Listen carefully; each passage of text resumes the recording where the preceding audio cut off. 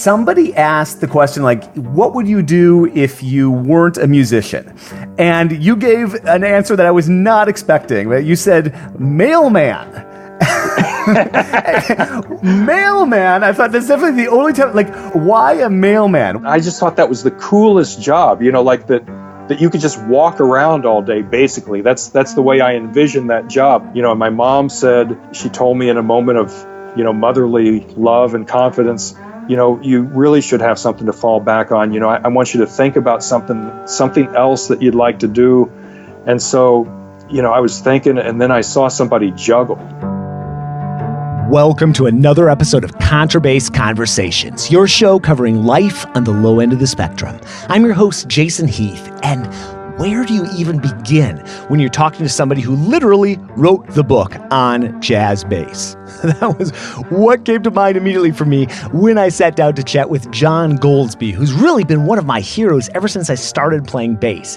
I remember reading his columns in Bass Player magazine when I was a teenager, and I've followed along for years and years with what he's up to, and he's been up to so much. What a great guy, what an amazing figure in the bass world, in the jazz world, and I feel a real kinship to him as someone who chronicles the history of the instrument and the development of the instrument like I do with this podcast. Oh man, did we have a lot to talk about.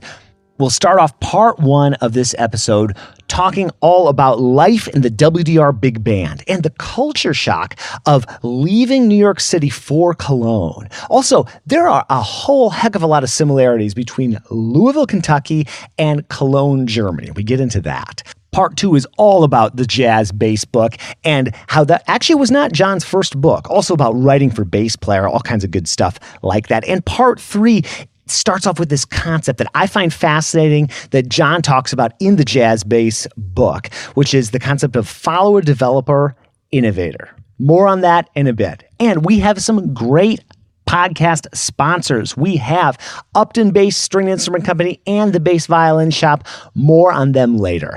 Definitely check out John online at john.goldsby.de, and you'll be hearing several excerpts of John playing throughout this episode. So thrilled to bring you this conversation and music from John Goldsby.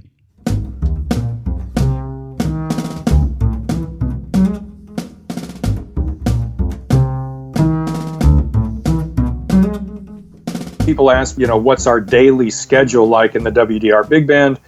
And it's basically like an orchestra gig where we rehearse Monday through Friday and we do projects. So every project lasts maybe a week or even 2 weeks, and we'll do 1, 2, or 3 concerts, maybe more, at the end of the rehearsal period. So the rehearsals get recorded in the recording studio for radio play, but then we also do live concerts that might be internet live stream or a TV show or whatever.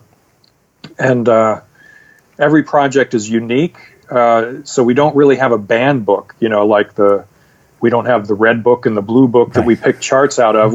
Every project is fresh, and usually we have a guest soloist, or a lot of times we have a guest soloist, and the music is arranged new every time for the band, so it's constantly playing new music written for the big band. And it's like an orchestra season. We start usually in September and go through June or July, and probably do 25 different projects in the course of the year. Wow. It's incredibly similar to an orchestra. Yeah. Right. Yeah. We recently got 2 new additions to the band. The chief conductor, or the principal conductor, is Bob Mincer. So Bob, the great saxophone player and also great arranger, he does about 5 projects a year with us. And then Vince Mendoza is the composer in residence, which is kind of a misnomer because he doesn't actually reside in Cologne. But he is the composer in residence, and he does, 5 or 6 projects with us per year. Wow. And it's such an international band, too. It's remarkable how many different countries come together to make up that group. That must inform. That's something that struck me about just so many groups in Europe in general, is like how, especially in Germany, when I look at some of these different ensembles, it's how many countries are represented? Do you know? Well, I think about half of the band members are Germans. Okay. And we have, let me see, 2 Austrian, 4 Dutch players, an Australian trombone player, 2 Swedish players, a Japanese guy who grew up in Germany, and then 3 Americans. Wow. So, yeah, it's quite an international group, and it's interesting to see all the cultures work together. Yeah. It's like a mini United Nations trying to make music together. Yeah, the other thing people ask me about the gig is, how do you get one of these gigs? Yeah. And I mentioned that because at the HR, the Westdeutscher Rundfunk, which is in Frankfurt, they're auditioning bass players right now. And I think they're probably down to the last round. They're probably inviting back their favorite bass players, and it hasn't been decided yet. But these radio jobs only come up every once in a while, because I'll probably stay another 7 years till I retire, I'm guessing. Mm-hmm. So mark it in your calendars. But yeah, the jobs don't turn over that often because they're very stable jobs, and it's a nice working situation. Yeah. But it's usually the audition process is to apply for the job, and if they invite you, you get to do a whole project, like a week or 2 weeks with the band, and then if they really like you, they invite you back again.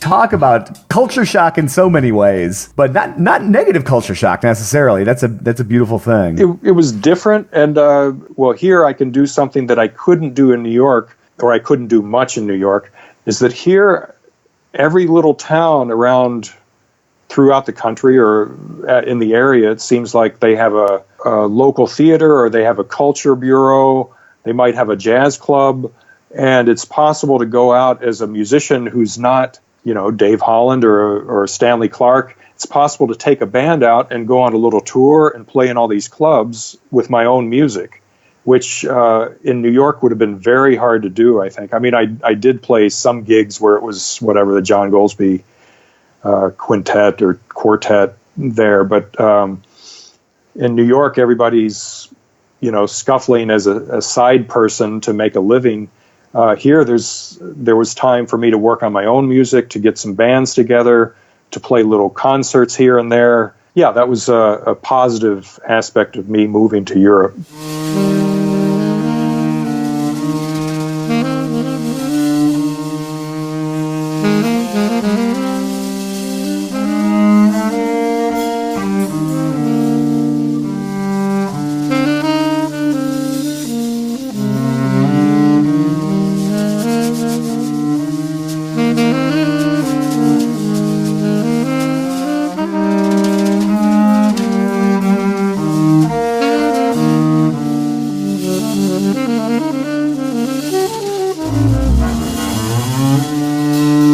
On one of these interviews on YouTube that you were describing how remarkably similar Cologne and Louisville are, which I thought was fascinating. Like, how are those two towns similar? Well, I grew up in Louisville, Kentucky.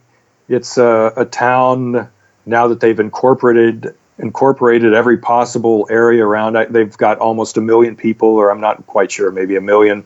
Cologne, Germany is about the same size, and the cities are sort of culturally defined by these rivers that they're on. In Louisville, the Ohio River, that was the trade route. That's why Louisville developed into a real city, this trade route up and down the Ohio. Cologne has the Rhine. It's also a famous river. Back then, when I lived in Louisville, there was a big Ford plant. There's a big Ford plant in Cologne. The UPS hub for Western Europe is here in Cologne. So they fly every day to Louisville, which is the UPS hub for the Midwest. And I've tried for years to get on a UPS flight. I've met pilots and I've met executives. And I say, I could just sit in the back and go to Louisville, But that's never worked. I guess it's a company policy. They're both not huge cities, but they're big cities, and they've got vibrant music scenes, universities where they teach classical and jazz music, and they're, in a way, kind of liberal cities. Even though Louisville's in the south, I'd say it's the northernmost southern city that I've encountered. And Cologne is also known as the northernmost point of Italy, or the westernmost point of easternmost point of Holland. It's sort of a melting pot in Cologne.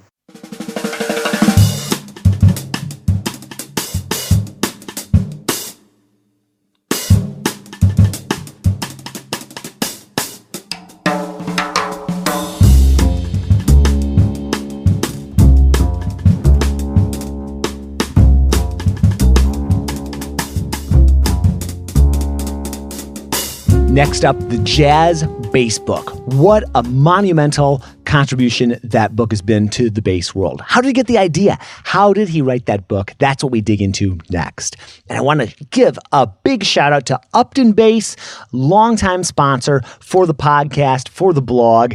And if you're not familiar with Upton, first of all, go to uptonbass.com and check them out. You're probably familiar, but go there anyway if you haven't in a while. They're always doing new things on the site. And check out their Mittenwald bass.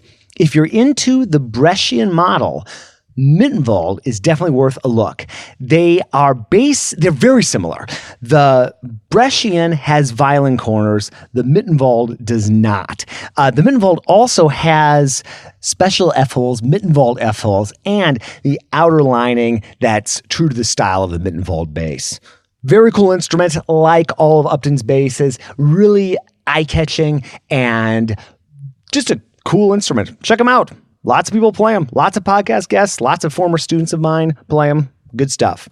All right, we are diving back into our conversation with John Goldsby and talking all about the Jazz Bass Book.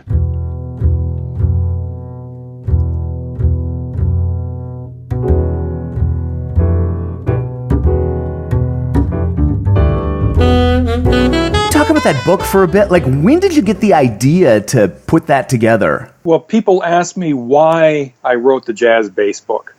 And I think the answer to that is that the Jazz Bass Book was the book that I wish I had had when I was starting out in the 70s as a bass player.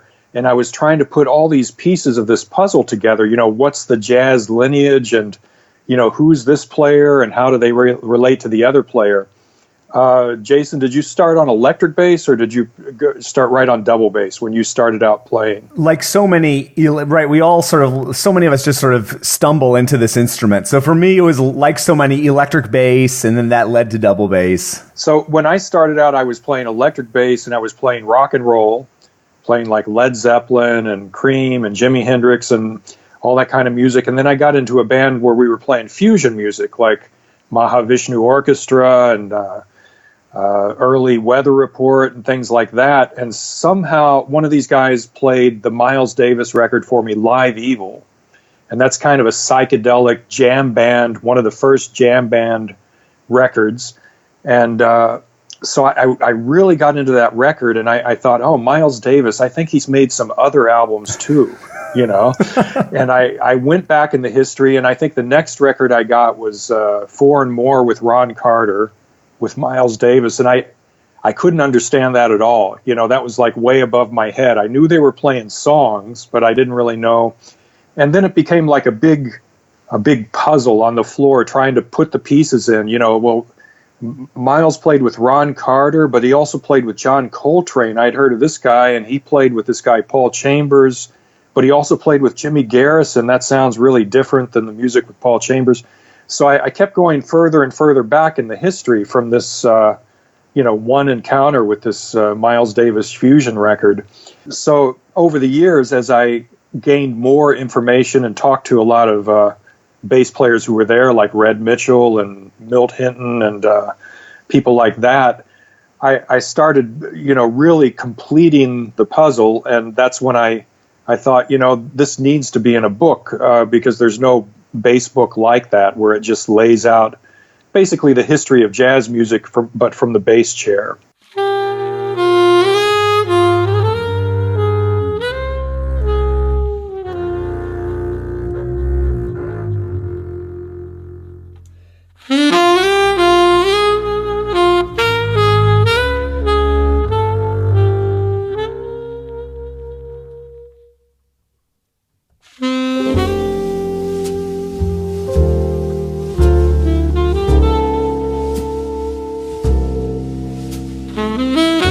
I've been writing for Bass Player magazine for, it's about 25 years now. So I started writing for Bass Player, and there was the first editor of Bass Player magazine was a guy named Jim Roberts. I've written a couple of other books, but my very first book was one called Jazz Bowing Techniques for the Improvising Bassist, and we can talk about that later. But I sent it to the Bass Player magazine because I wanted to get a review for the book, and then Jim Roberts wrote back to me and said, "Oh, this is great. I like the historical aspect. Do you want to contribute a column to Bass Player magazine?" So I started with one column, and then that turned into two, and then it turned into every month.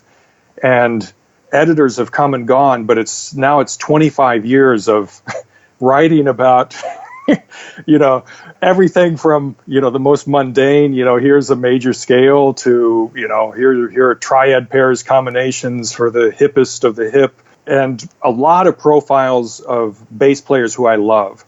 So that's how the Jazz Bass book started. I had written years for Bass Player magazine from 92 to about 2000, and I collected all this information on everyone, Jimmy Blanton, Oscar Pettiford, Ron Carter, and I was talking to another editor who was a former editor at Bass Player, Richard Johnston, and he was working at a place called Backbeat Books, which was a Hal Leonard subsidiary. And he said, well, put these in a book. This is valuable information. Bass players might want to check this out. So, yeah, that started. I had some of the material written, and then I started adding, and then I realized, oh, man, this is a can of worms. It's like you with, I don't know how many podcasts you've done, maybe 300? We're coming up. You may be episode 400. We'll see what it wow. So I'm just right around there. Yeah. Right. So once you do these hundreds of little important chunks of information, then the hard work is sorting through them and actually just, making sense of the whole thing. So I started to do a chronology and then try and figure out, what's really important in the jazz bass lineage. And I had to throw some things out and maybe not include every bass player who ever, picked up a bass. But Richard Johnston was very supportive, and I was still writing articles for Bass Player magazine. So then I started focusing on, okay, I'm going to do an article on swing bass playing so I can add that to the book. And, so a lot of what's in the Jazz Bass book originated from articles in Bass Player magazine.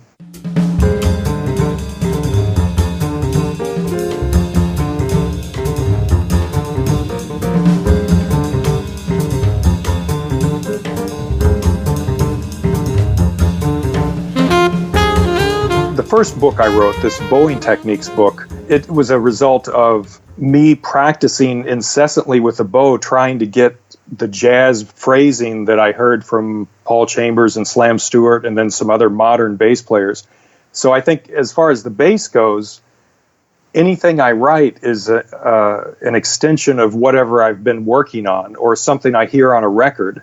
If I think, oh yeah, that's a great record, that's an important type of bass line, I'll transcribe it and it'll become an article. As far as a book goes, you need an outline or at least a general overview of what it is you want to tell somebody. In the Jazz Bass book, since I had a lot of historical profiles of bass players, I thought, you know what, I can do a book with the history of jazz bass playing from the early 1900s through, the mid-60s or so. I could, because I had enough key players through all those eras, but then I had to see what it is I knew, see what it is I had already on paper, and then start thinking about, okay, what's missing from this picture?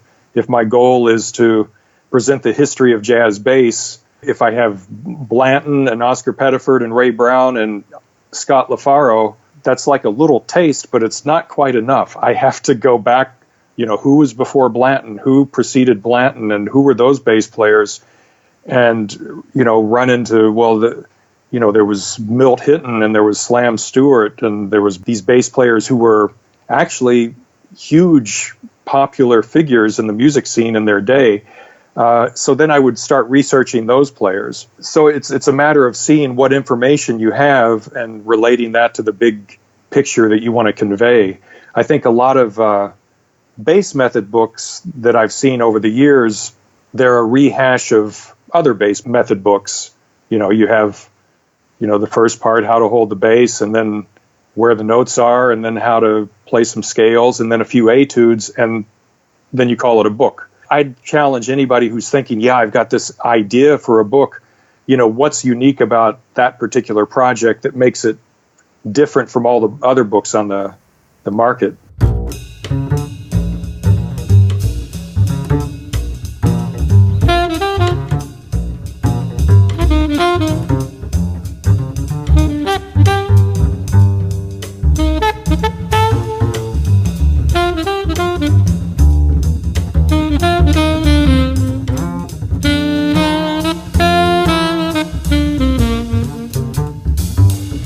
I didn't have many teachers when I was coming up as a bass player. I had a few important relationships and mentors, but I never had a real formal training. And one thing that intrigued me when I was practicing bass was just the players who used the bow in a jazz context, because usually it sounded terrible in a way. And there were some players who really had a sound, they had their style, they had a vocabulary with the bow. And once I started practicing more and more with the bow, I thought, well, this should be a book, because, there's all kinds of classical method books and classical bowing books, but there's nothing that really addresses jazz bowing. And I think it's something that is interesting for people, that could be a part of the jazz vocabulary if we practiced it enough. The problem is most jazz bass players, they just use the bow to tune up, and then it goes back in the case, or that's about it. So I had been studying with Dave Holland and Michael Moore for a few years, off and on, and I started just collecting exercises, and I was doing all this practicing with the bow, and I started thinking, this is an important thing, and I want to compile this for myself, because I had, 50 pages of material. And then from my relationship with Jamie Aebersold and also with Rufus Reed, he put out the Evolving Bassist book, which I also cut my teeth on. I thought, well, this would be a great thing just to put out there and have it available to people, at least my work, my transcriptions and my thoughts about how to bow the bass will be out there, and maybe somebody else will get hold of it and they'll learn something from it, or they'll do it better than I can. I sort of see it as like a college dissertation. I'm going to put my information out there. Anybody who wants to take it, good luck, practice it, and make it better somehow, or, integrate it in your playing, or put out a better version of what it is I've given you.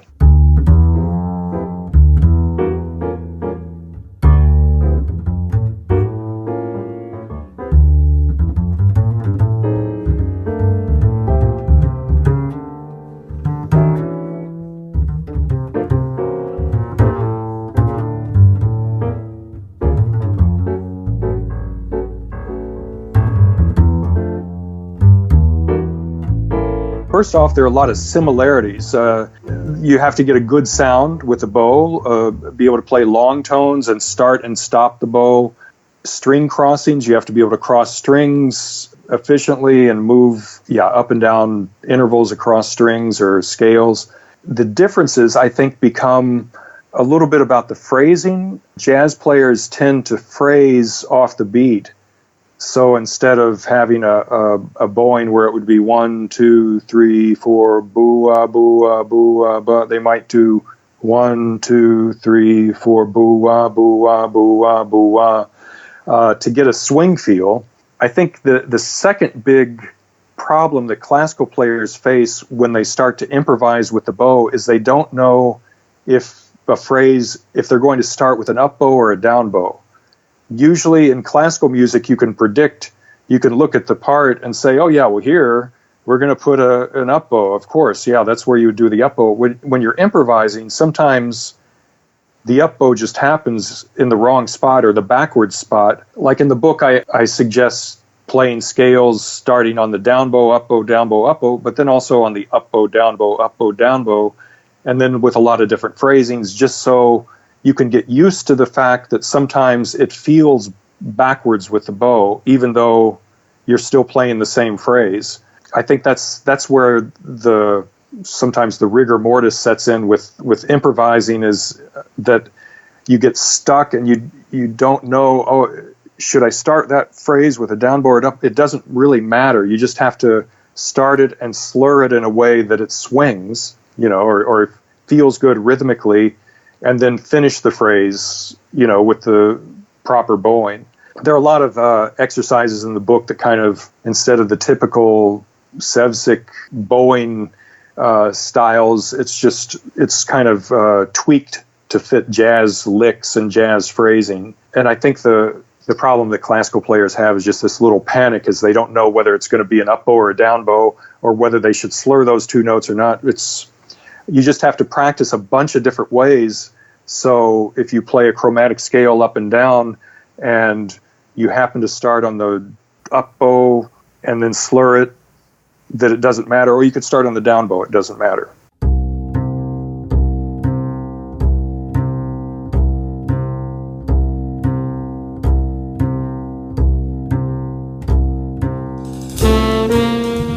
Next up, in our third and final part of this conversation, we dig into that concept of follower, developer, innovator.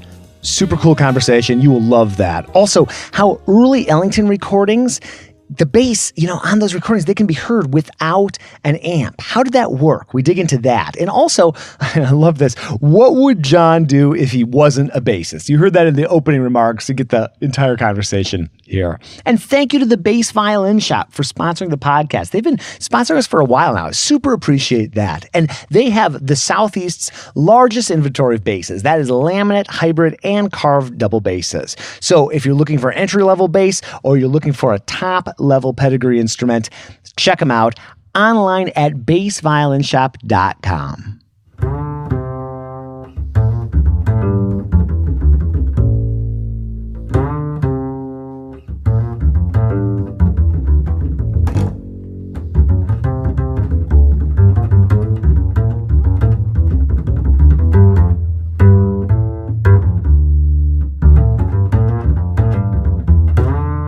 Can you just talk about that concept? I think it's a valuable thing to think about. And maybe is there fluidity in there? Do we start as a follower and maybe we become a developer? Or can you just talk about that concept a little bit? Sure. Yeah, to me, there are some key bass players in the history of the music, but in a way that doesn't mean they're the most important bass players. A lot of times it's the players who came after them and compiled the different sounds and techniques that they were using into the standard. So the bass players who came after Scott LaFaro were also aware of Ray Brown and Paul Chambers and Sam Jones and Charlie Hayden.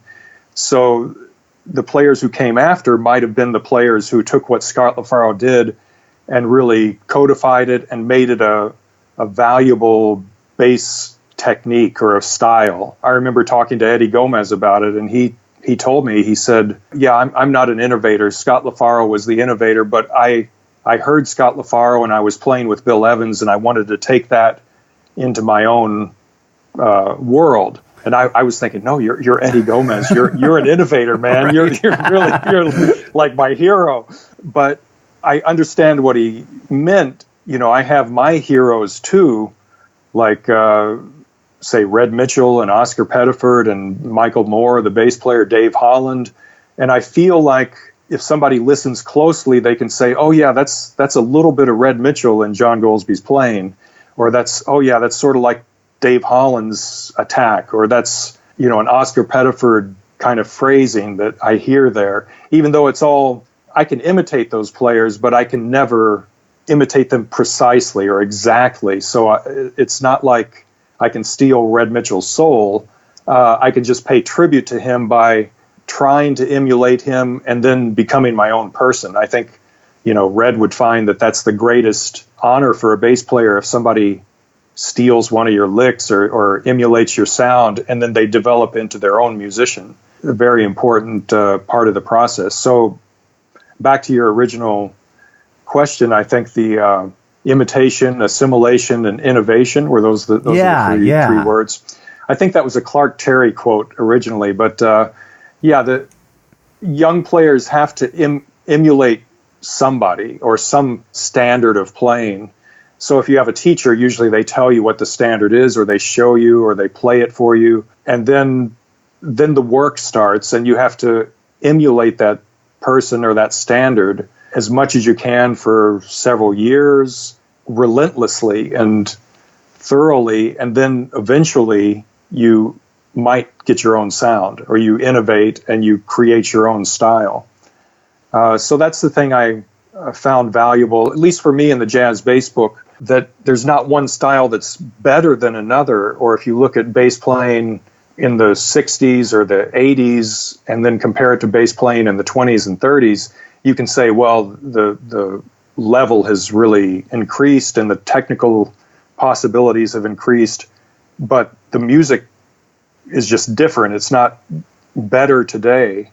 Like some of my favorite records are Ellington records from the late 20s and early 30s with Wellman Broad on bass, just because it's so swinging and incredibly musical, and the ensemble is on fire. And to me, that's still valid music. It's just, from 90 years ago.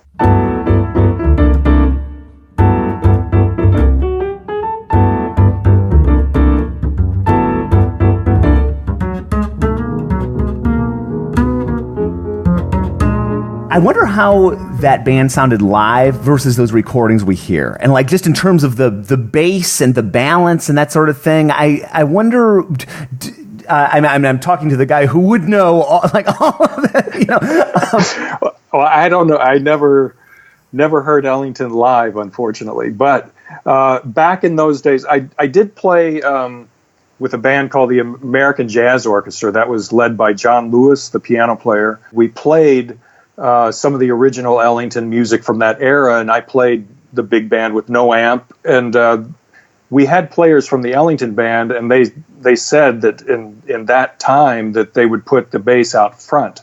So the bass would be actually on the front line with the saxophones, which is where I stood in this big band configuration, and with no amp, sort of in front of the drums, right on the front line, and that's the place where you could best hear the bass. And I think on those records, all Ellington records, you can generally hear the bass pretty well, even the ones from the 20s and onward. But I think he was conscious of always having the recording mic somewhere in the vicinity of the bass. So even though the drums might sound a little less present in the back, you can always hear that punch from the bass. And I think that was just a clever... Maybe it was because the bass was by the piano. I don't know. And he wanted one of the recording mics near the bass and piano. Yeah, it was really an amazing change from the bass players that preceded Blanton, just the way he interacted with the ensemble and was, kind of a counterpoint to what Ellington wrote for the horns. I think bands back then and bands now, if they're listening to each other, the bands back then, I think, were generally quieter. The drummers used calfskin heads and generally smaller, I'd say warmer cymbals. And since there was no bass amplifier, there was no pumping up of the volume on the bandstand, and the trumpet players didn't feel the need to have to scream over the bass. There was more of a challenge to play warm ensemble sound, I think. So, and also saxophone players didn't use metal mouthpieces. There were a lot of factors that added to the bass's ability to be heard in an ensemble. That doesn't mean they were always heard, but in the loud passages when the band is screaming and you're playing with no amp, you become like another part of the drum set. It's like a thump that's going along with the bass drum or with the rhythm guitar. I think the bass is only as loud as it's going to get. The way to get a big sound out of the bass is to strike through the string and let the string project and ring. If you tug on it real hard and pull it back and let it snap, generally after a point the bass is going to choke and the sound's not going to get any bigger, really. So there's kind of a limit on every instrument where you can get the big sound, and you can of course raise the action, which gives a different character to the sound. But I generally play, I'd say with a very speedy attack through the string, which gets the sound to pop out, rather than a lot of muscle and pulling on the string. So that's something I also challenge students to figure out, because right-hand pizzicato technique is different. If you see 10 different bass players, you see 10 different ways to play jazz pizzicato.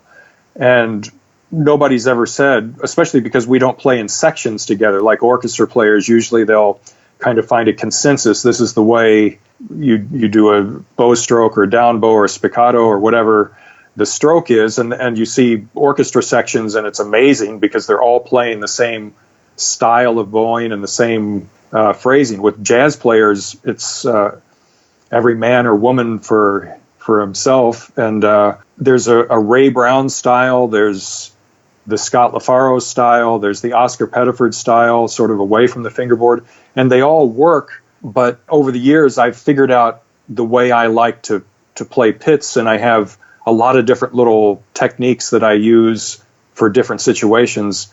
But that's the challenge for bass players, is to find how can you project the loudest in a situation, or with the best tone, it doesn't necessarily have to be loud, and be heard through the band. And the pickup and amp and all that stuff, that's sort of a secondary consideration. It's the computer phrase, garbage in, garbage out. If you don't have a good tone to start, then the amp and the strings and the pickup they're just gonna amplify the bad sound.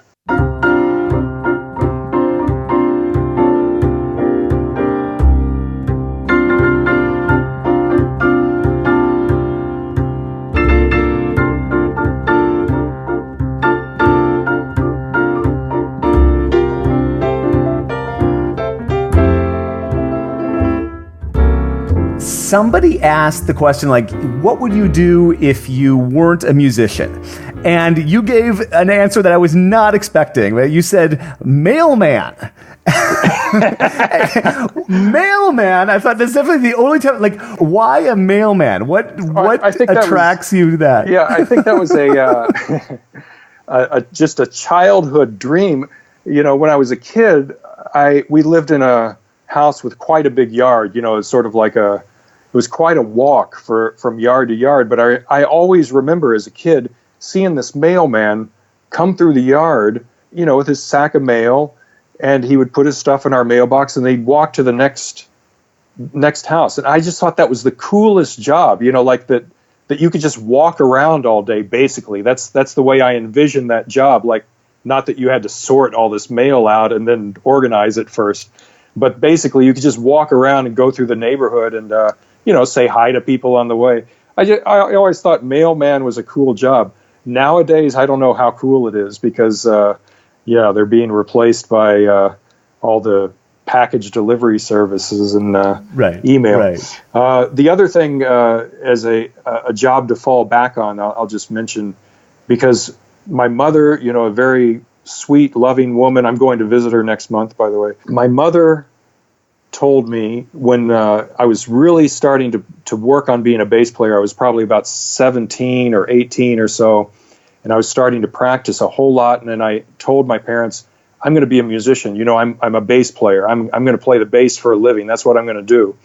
And of course, they were worried about this. You know, my mom said, she told me in a moment of, you know, motherly love and confidence, you know, you really should have something to fall back on. You know, I want you to think about something else that you'd like to do. And so, you know, I was thinking, and then I saw somebody juggle.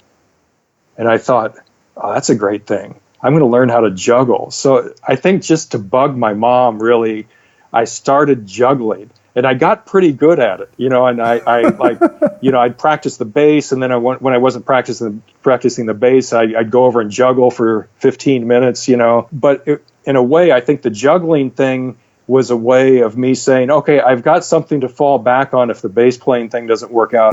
It's juggling. So that's my way of saying the bass playing thing has to work out. It's going to work out.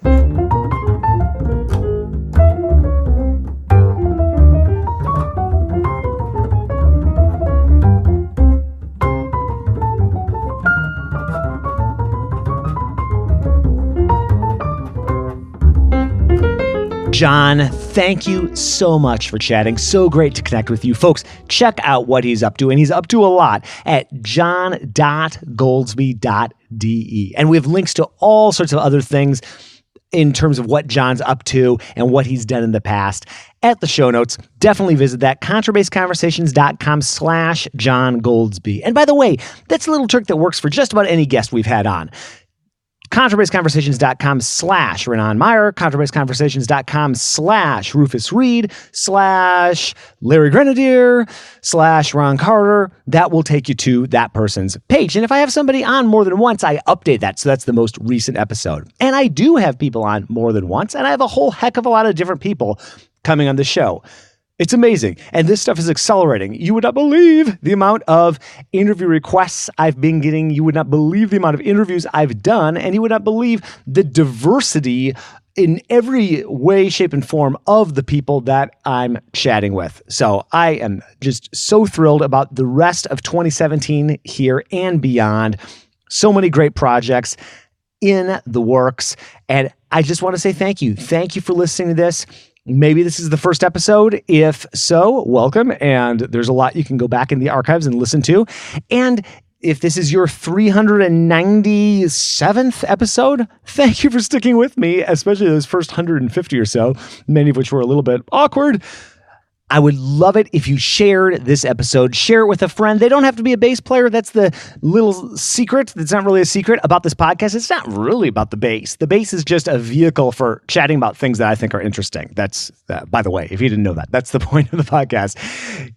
Get something that we all have in common, which is the bass, but then explore all sorts of topics. And we're exploring a lot of topics. Yesterday was Oren O'Brien. Today is John Goldsby. And we're off to something new tomorrow and beyond.